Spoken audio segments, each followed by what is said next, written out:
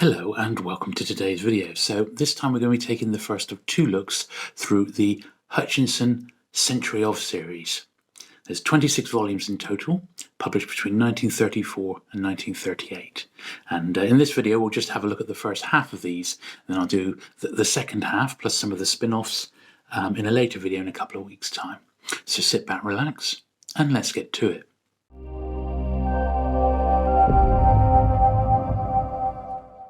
The Hutchinson Century of series were published between 1934 and 1938 in the UK. They pretty much had to knock it on the head once war started, but they are quite uniform, and they published in the end 26 big, thick volumes. Lots of these are over 1,000 pages in length, and they did attract some of the big names in writing at that time, people such as P.G. Wodehouse, E.C. Bentley, G.K. Chesterton, Dennis Wheatley, Hugh Walpole, Rafael, Sabatini, and many others. Certainly there's lots of familiar names throughout these books, as well as the collections which were sort of multiple short stories which were grouped by the genre.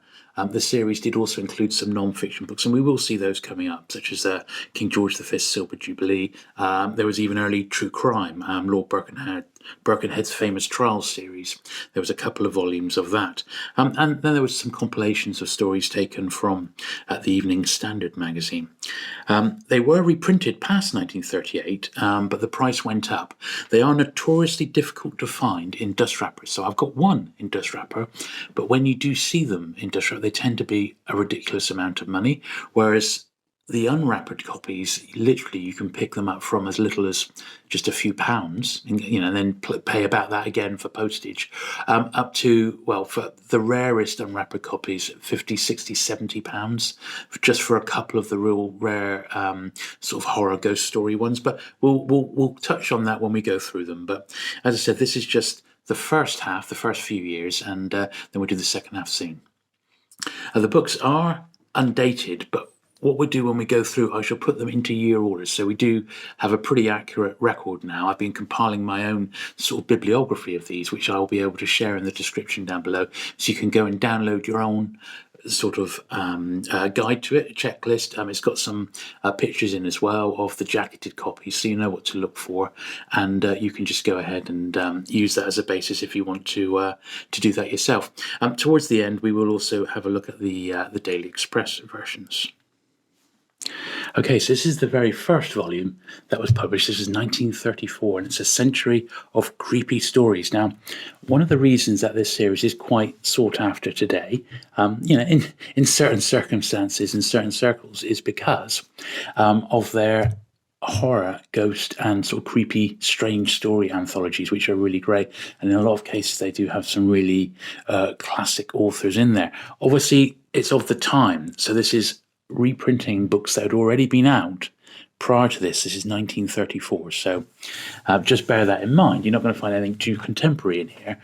Now, although all the books came dust wrappered, they are super scarce in dust wrapper, but I think they look really nice outside of dust wrapper with this little like vignette on the front, and that's often accompanied, as in this case, by like a little illustration on the spine there. So this is that is actually that little line there. It's on the spine there.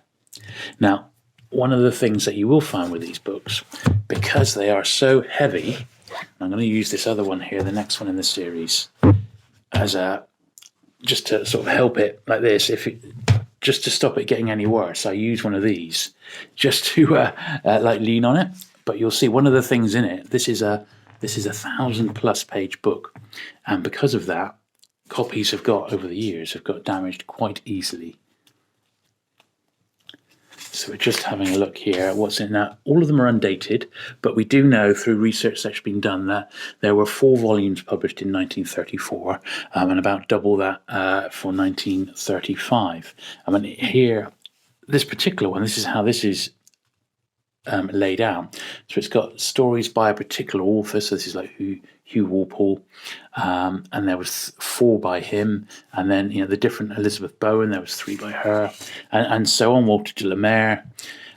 Some names you'll see: J.M. Barrie of D.H. Lawrence, M.R. James.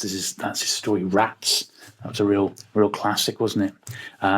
even Dickens there, The Haunted Man and The Ghost's Bargain. So they pulled from all over the place. And there would be stuff which at the time was fairly contemporary. And some of them have new introductions. So there we are, they continue. So you've got Edgar Wallace, Edgar Allan Poe, H.G. Wells. See a few of his in there, Mary Webb. And then we are. So some of them have got introductions, some of them don't, but these are straight into. And I do find the way that the books are laid out, it's nice, clear text, and they are still very, very nice to read. Now, if you're as much of a fan of short stories as I am, you will absolutely love these. Some of the ones that I've come across while I've been putting a set together have had the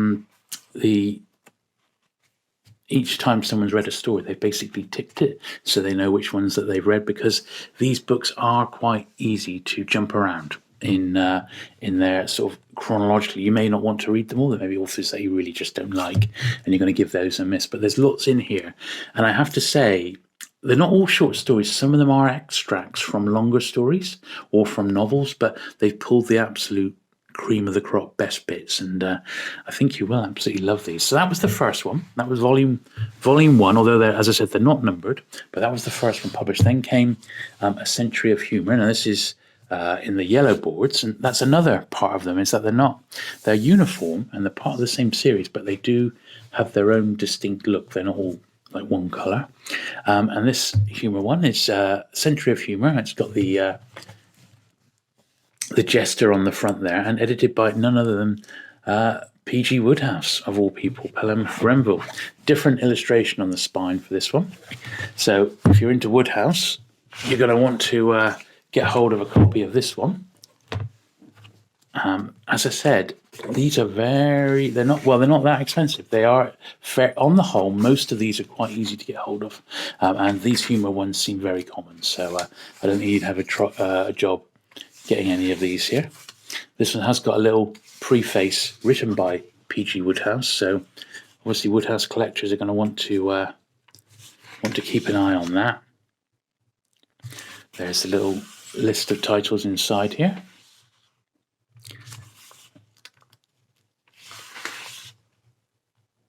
Good stuff, similar stuff than the last one. And once again, this is a huge, huge volume, 1,000 plus sort of pages, and that's the Century of Humour. Now the next one is stories pulled from the Evening Standard. Now I found the two Evening Standard books quite difficult to get, and when I have found them, they've been expensive. So this is one which has definitely seen better days. As you can see, the wear and sort of damage on this one, but this is the Evening Standard book of strange stories. Nice illustration on the front and the spine there. Let's grab this one to rest it on. So this is very much on my list of ones to get upgraded at some point, but that's part of the fun, isn't it? Get the set and then start to expand on it. So here we are. They've started to put this in uniform with this volume, so it's got the other volumes in the series, and sometimes they list ones which are in preparation or to be published. And in the dust wrappers, they would encourage you to remove the dust wrapper and then order other volumes in the series. So consequently, the dust wrappers are even scarcer than they would ordinarily be. And this is a list of the first books, the stories that are in this particular volume. You see there's lots of them. And these are all pulled from the pages of the Evening Standard, which was the London daily newspaper published in London. And then the last one that was published in 1934 was A Century of Sea Stories by Rafael Sabatini. He was another one famous for sea stories. So this has got the sort of little, like a classical ship, and then something a bit more up to date there, like a warship there. And a different one again, one of the classic steam liners. It's got 4 funnels, so one of the liners of old. And we'll pull this one back here.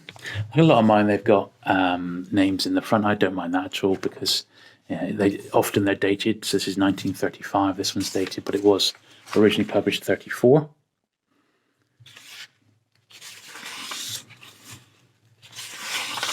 This one's got a preface by Sabatini, I believe. So yeah, you'll recognise some of these names: the Thomas Hardy, Charles Dickens, Herman Melville, The Death of the White Whale. So you can imagine that's just an excerpt from Moby Dick. But certainly in the last summer, when we've had a lot of lockdown, I was finding these books a lot of fun because I just go in the garden. You couldn't really go anywhere else, and just jump into them and just choose a story at random. And I was really, really enjoying them. Once again, this one here, look, 1013. So a massive, massive book. So that is the first year. Now we're on to 1934. This is 1935. So this is, and we'll do this year because there was a lot more released this year. There was 9 books came out in the series. This one is tough. Believe me, it was a tough find. This probably because it's romance, a century of love stories. This, I'm telling you now, is not one that I've dipped into. Okay. Once again, it's got the vignette on the side there and like a silhouette on there. Apparently this person here, Gilbert Frankel, when I was looking for volumes in this series, and this one in particular, there was loads that this author sort of compiled. So there you go. Let's use the next book in the series as a bit of a stopper again there. So Doris Batts, 1936. And once again, it's got a little, let's put this acknowledgements and a little preface. And then the contents. And then once again, like I said, often people would tick the stories that they've read, and that's actually happened in this particular one. So whoever's been going through has ticked them as they've read them, and they went right through to the end. It's interesting. It's got these sort of pale yellow, even white boards, you could say, which do mark quite easily. But that's not a bad copy. And although I had to search, it was almost one of the last ones I got, so it took me over a year to find. In the end, I found it for $2.99. So there you go. It just gives you an idea that these books are not expensive, but I think they do represent great value. Next one then is A Century of Detective Stories. Introduction by G.K. Chesterton, famous for the Father Brown series. Quite a nice little vignette up there with the shadow as well. That's cool. Once again, a bit of a slightly beaten up copy of this one, but some of them are absolutely beautiful. It just depends how lucky I've been, basically, in picking them up. But if crime and detection is your bag, this is one that you will enjoy. There we are. So it's listing what was out at that time and then what was in preparation. Hutchinson were the masters of reprint for a long, long time. And they sort of lost their way, I think, during the war and came back with a vengeance in the early 50s, late 40s, early 50s. So some good stuff here in the crime department, as you can see. Elder Biggers, yeah, Dorothy Sayers, Agatha Christie, look, Sing a Song of Sixpence.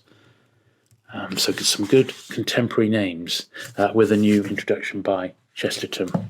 It's a good book, and it's one if you're a crime author, a collector rather, you might want to pop that one in your collection. Next we've got this, which is Famous Trials by the first Earl of Birkenhead.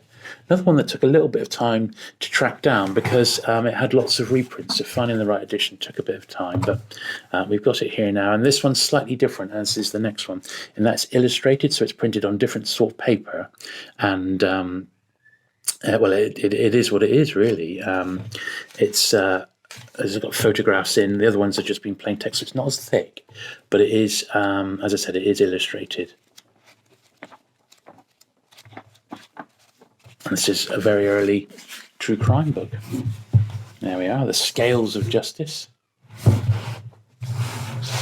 So that's cool. Now the next one I'd say is probably my favourite of all the non-fiction ones. So I'm glad I've got a nice copy of it. It's 1001 Wonderful Things.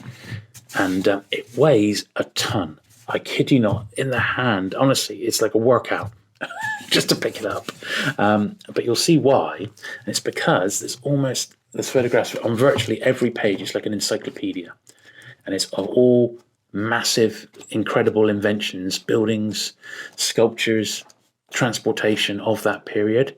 And that's why it weighs so heavy. And how fantastic is this? It's a really, really great book. I think you'll love this one. But it is super heavy. I mean, it must weigh 3 or 4 kilos. It's just boom, Honestly, it really, really is, but it's great. So I think you'll like that one. 1001 Wonderful Things.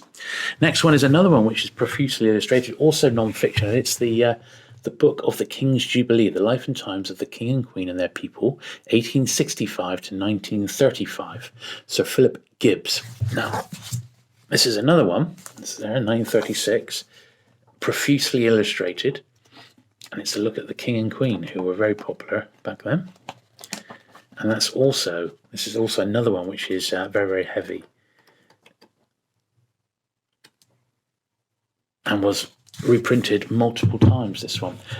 You might find that is also a little bit tricky to find